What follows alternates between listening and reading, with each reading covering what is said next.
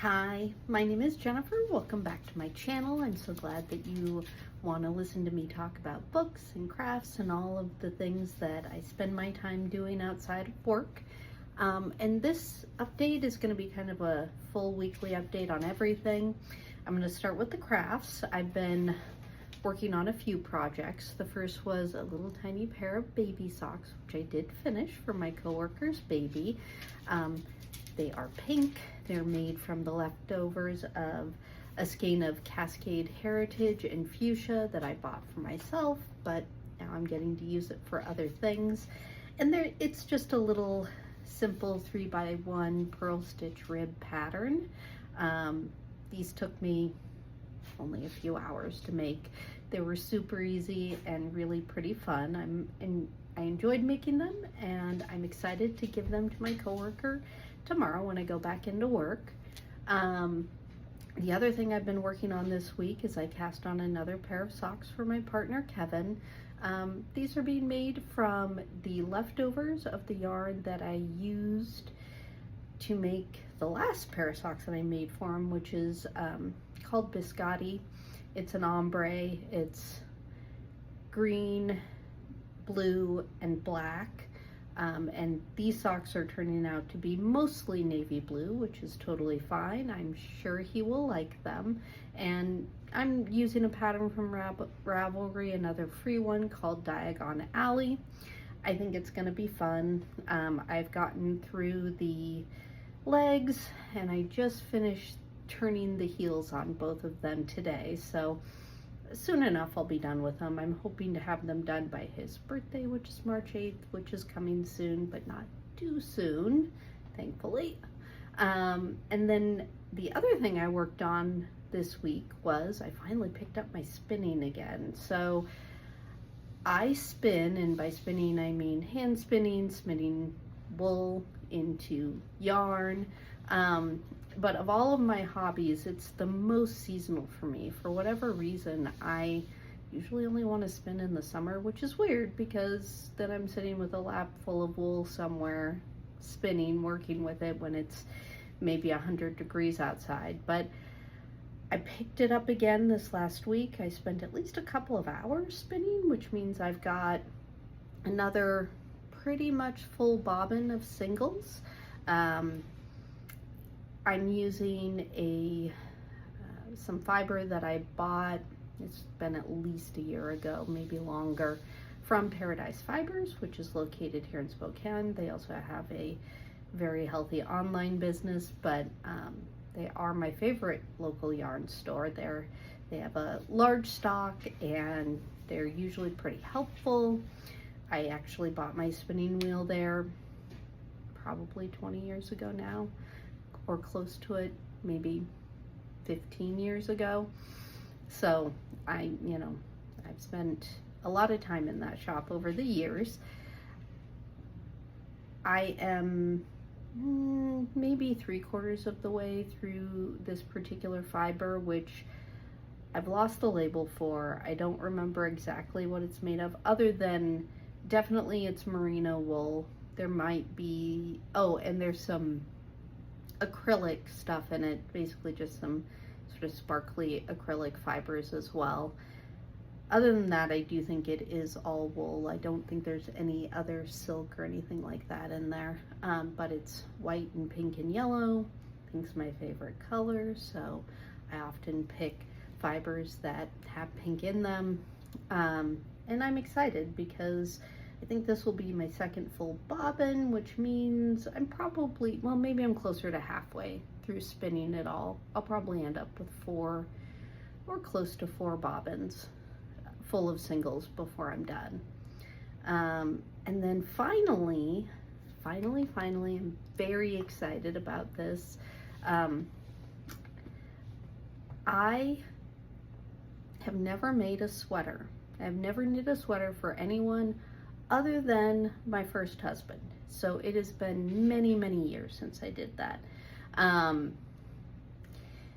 So I've had other partners since then.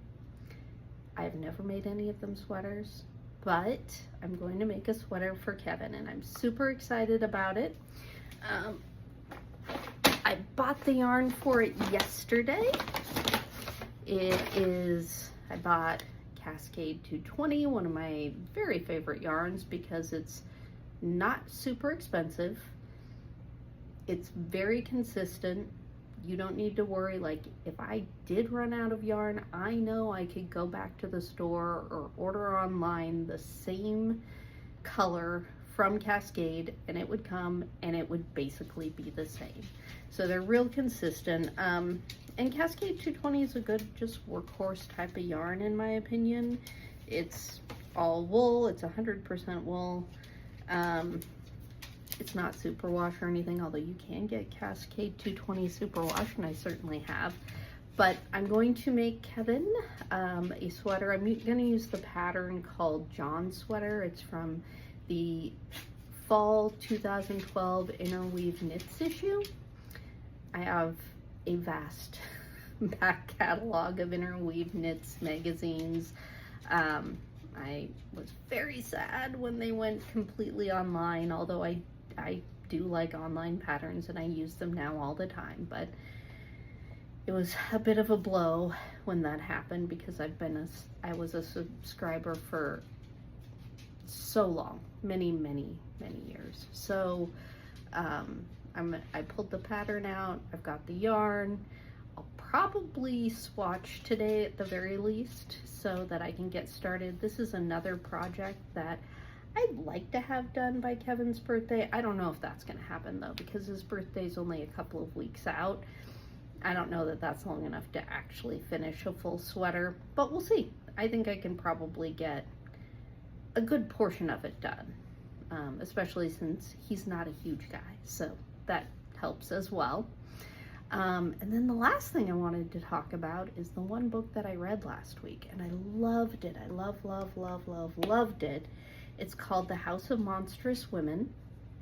It is set in 1980s in the Philippines, and it's a gothic horror, essentially, but set in a wet, warm, swampy, islandy Philippines. Main character is named Josephine.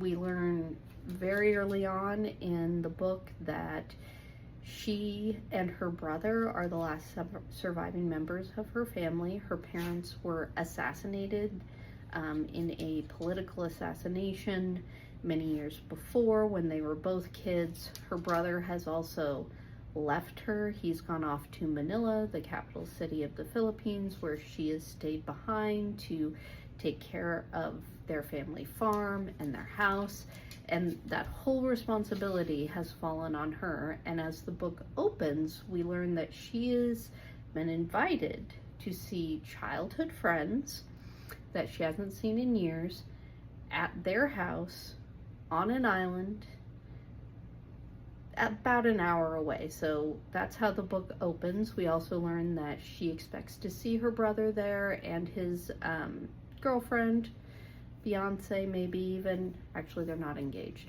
but to see his girlfriend and her brother as well. She is hopeful that she will get to talk to her brother and convince him to come home.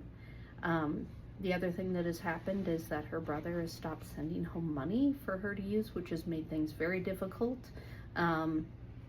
because she's not able to directly make money, although there is a farm, so maybe there's some money coming in, but it's not enough. So she wants her brother to come home. She wants him to send her money since he took their entire inheritance and took it to Manila.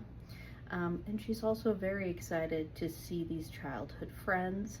And specifically, one of those friends is a woman that it's never explicitly stated, but it is very clear that they had romantic feelings for each other. And Josephine is really, you know, you get the feeling that she still has a lot of feelings about this woman. So she gets in a jeepney and she travels out to this island. She ends up taking a boat that's just tied up at the dock out to the island. And once she gets there, things get interesting really, really fast. So this book is very propulsive. There's no boring parts. There's no dragging in the middle or anything like that, which I really appreciated.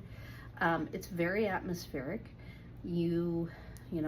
Particularly once you're on the island, it becomes clear very quickly that something is happening that is not good. Although obviously you don't know right away what that is. And you also get to hear about the rumors that followed these childhood friends, both when Josephine was a child and later on. And basically the rumor is that these women, so her friend and her sister and their aunt, and maybe their mom too, were all witches. And in fact, when they lived in the same little village where Josephine was living, the aunt definitely offered certain services. It sounds like she would read people's fortunes, do that sort of thing. And so this is certainly one of the reasons why there's this rumor that they're witches. But now that they've returned home to their familial home, those rumors have definitely persisted. And so Josephine gets there, and she is very quickly realizes that she did not realize what she was getting into when she was invited to this island. Things are not going well with her brother. She is able to reconnect in a way with her brother's girlfriend. They had been childhood friends as well. She's also able to do some reconnecting with the women of the house, but things devolve pretty quickly from there. I mean, this book actually takes place over the course of basically 24 hours. And so, again, it's just very fast. It's very propulsive.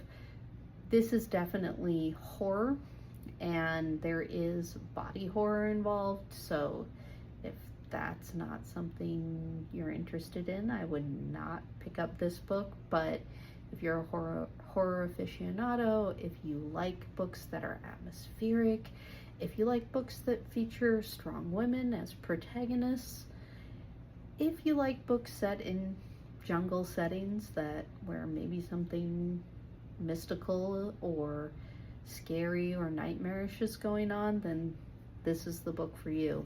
Like I said, this was definitely a 5-star read for me. I really, really enjoyed it. I think that if any of those things I talked about, horror, gothic horror, any of that, if that appeals to you, pick up this book. It's called The House of Monstrous Women. So that's my short update for the week. Thank you so much for joining me. And if you do like this video, please hit the like button and please subscribe. Thank you.